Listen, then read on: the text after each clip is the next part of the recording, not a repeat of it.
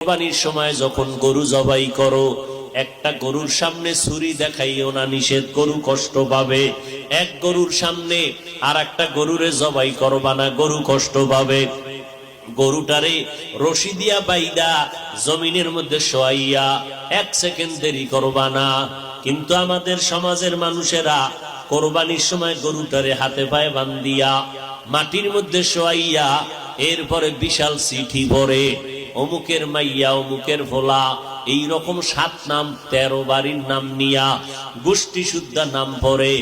অমুক একজনের নাম আব্দুর রহমান, নাম পড়ল, বাবার নাম, মায়ের নাম, ওয়ার্ড, এরপরে থানা, এরপরে জেলা। কিও এত নাম কেন?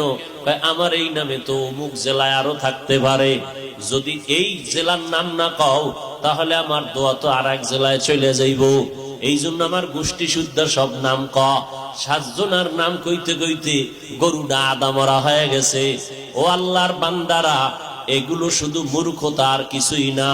তুমি কোরবানি দিতেছো আমার আল্লাহর জন্য, কার নামে দাও কেউ জানার দরকার নাই, আমার আল্লাহ জানলেই তো যথেষ্ট। আল্লাহর জন্যই যদি দিয়া থাকো, ইমাম সাহেবের ডাইকে আবার গরুডারে কষ্ট দিয়ে কেন চিঠি পড়াও? এর একমাত্র কারণ এই মানুষটা বড় মূর্খ।